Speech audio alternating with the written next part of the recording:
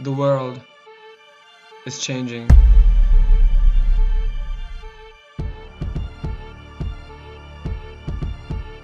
It's a new era, an era of technology.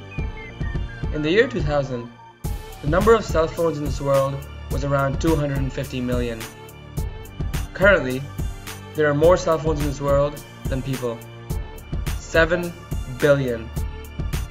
It should come as no surprise that the mobile application market is growing at an astounding rate. And amidst all of this, two young entrepreneurs from Ottawa set out to do something special. They set out to define the future of fitness.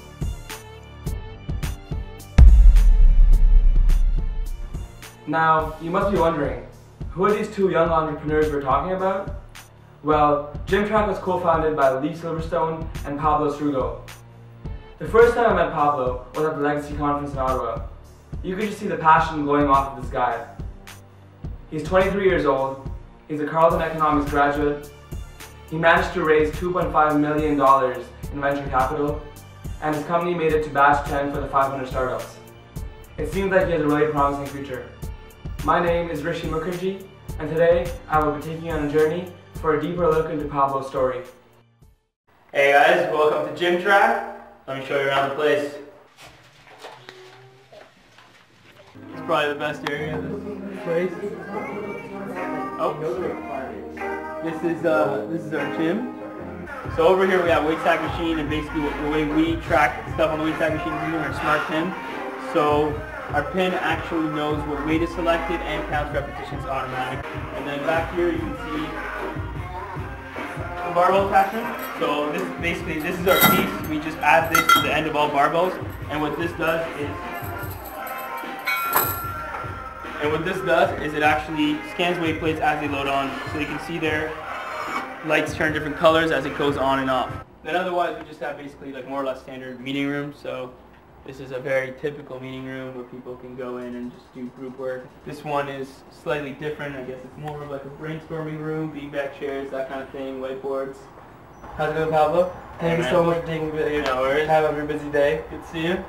You just gave us a tour of the whole office. In terms of Gymtrack, this is the next big thing. There it is, man. Yeah, that's what we think at least. So basically what we do at Gymtrack is we build a system for gyms that lets members automatically track their workouts. So the way we do that is through proprietary hardware and motion tracking algorithms. We sell the system to gyms, and when they outfit their gym as a member, you walk in and everything you do is tracked automatically. The weight, the reps, the exercise, and the equipment you use. Gymtrack's target market are health centers, gyms, sports centers, and there's about 4,600 of these in Canada, which is their total available market.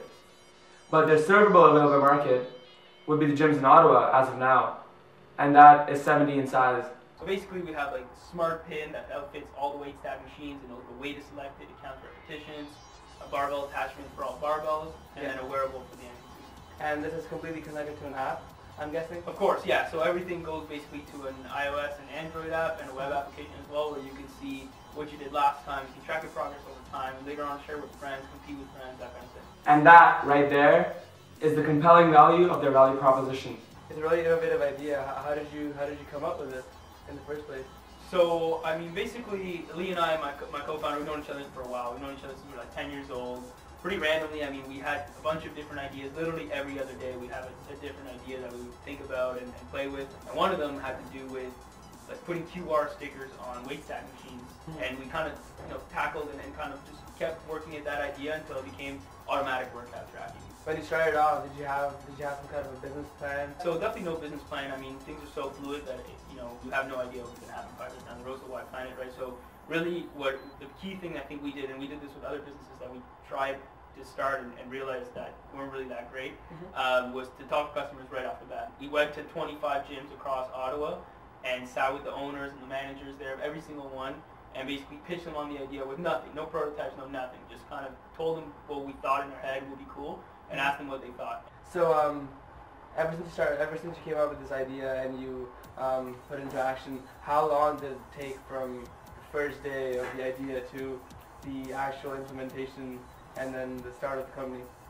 So I mean, it's not an ongoing process, right? The thing about our business really is it's tech heavy, right? Like we have software on 3 platforms, and then we have algorithms, and then we have hardware with a broad range of skill sets. And so the biggest part that took a long time in the beginning was just finding the people that can make this happen. After that, it was just about kind of continuing that cycle, and then I guess the first time things kind of changed to the next level was when we got our first kind of money in. So we got a $20,000 grant from Invest Ottawa and Startup Rush, and we moved in and kind of started having our own office. How did you determine initially how feasible this idea was, and how did you end up financing this business? Ottawa and Canada in general, I guess, is really good in terms of government grants, and that is awesome because at the beginning, when you just have an idea and not even really any traction or anything yet, it's hard for anyone in the private sector to give you any money whatsoever. That was what helped us at the beginning, and then we started getting some traction on the private side, right? So we started attracting private capital from angels and friends and family and that kind of thing. But things really changed, I guess, for us when we got into 500 Startups. 500 Startups, for those of you who don't know, is an accelerator program, and in the startup world, there's incubators, there's accelerators. Accelerators are like 4-month programs where you go in, get a lot of help to kind of accelerate your business, really. Well, that was insane. After that, a couple weeks later, we raised our first $750,000 angel round, and that really got us rolling. Once Gymtrack started to grow into a bigger company, what were the biggest gaps that you needed to fill, or the problems that you needed to solve? As you expand, I guess different problems come up. I guess for us, one of the things is like, in terms of employee count, we grew really fast. So we were about 5 full-time employees end of July, and now we're like 25. When you have 5 people, everybody on the team knows what everybody else is doing. When you have 25 people, that's not the case. If you don't have some sort of steps of how you know, go from inception of a new feature or a new idea to implementing that idea, things are going to get lost in translation. So any new plans for the future? Yeah, for sure. So we're actually outfitting Algonquin College at the end of April, so that's a big beta coming up for us. So what kind of tips or advice would you have for upcoming new entrepreneurs? I would say, like, you know, really see entrepreneurship as a real career choice, right? Like, it's a real thing that you can do, and if you have an idea that you think is good, then make sure you're going out there and asking potential customers if it's actually good, right? But if you're there sitting down and you think you have something good, then test it out. You're going to have to call somebody, that's for sure. I'm sure you took a lot of risks. But what were some of the trade-offs that you had to make in terms of making this business grow? I really always saw entrepreneurship as really not risky. If I start my own business, there's 2 choices. One is it works out and I'm rich and I'm doing everything I love. Fantastic. Yeah. 2 is it doesn't work out. But even if it doesn't work out, I learned way more than I would have anywhere else. There's definitely some stress involved, but I mean, and you have to be able to cope with it because the highs and lows are just crazy. You know, at this point, I've grown to be able to manage that. Anyways, thank you so much Thank for taking you, time man. out of your day again, and good luck with the business. Appreciate it.